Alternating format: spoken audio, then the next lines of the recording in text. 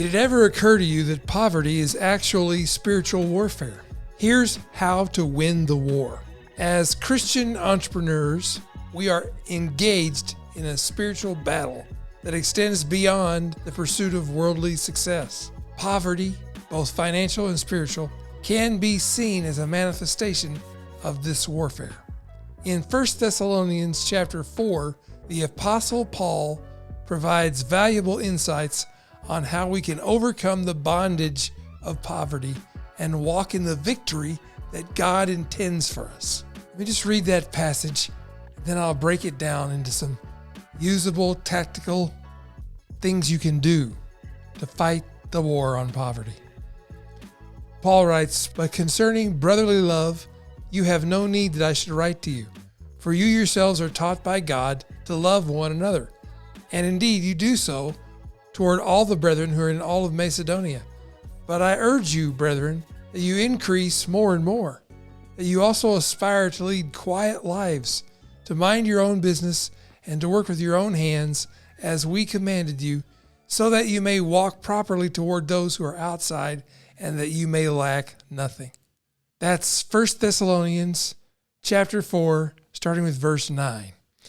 In verse 9, Paul emphasizes the importance of brotherly love, more specifically, increasing it. Love is a fundamental principle of our faith and of our entrepreneurial endeavors. By truly loving and caring for others, we create a supportive community that fosters growth and prosperity. Building relationships based on love and unity cultivates an environment where poverty dissipates and opportunities for success abound. That's truly abundant thinking. Point number 2, financial independence. Paul encourages the Thessalonian believers to make it your ambition to lead a quiet life. That's verse 11. As Christian entrepreneurs, this reminds us to pursue financial independence and stability. By building sustainable businesses and generating income, we can overcome the chains of poverty. This pursuit aligns with God's desire for us to be diligent stewards of the resources He has entrusted to us.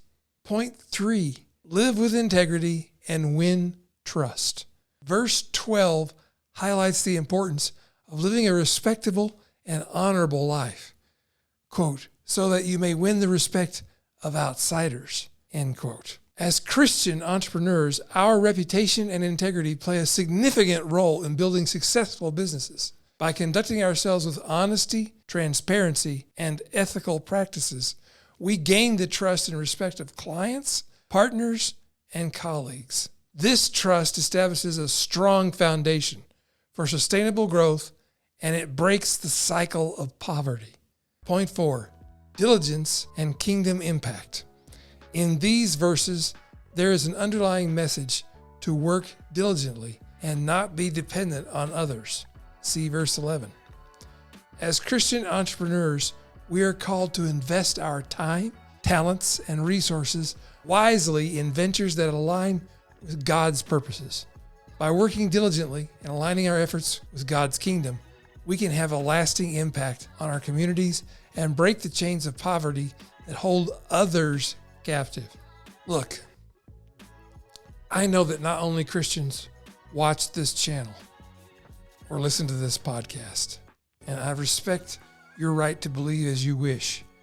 I'm telling you, these principles apply to everyone, to every business. We are engaged in a spiritual battle against poverty. By immersing ourselves in brotherly love, pursuing financial independence, living with integrity, and working diligently for God's kingdom, we can overcome the grip of poverty and walk in the victory God intends for us all.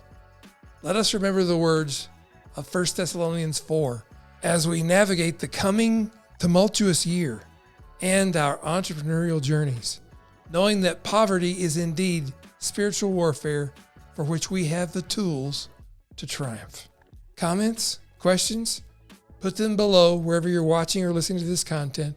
I'll read all of them. I'll do my best to answer as many as possible. Until next time, my prayer for you is that God does more for you than you can ask or possibly even imagine.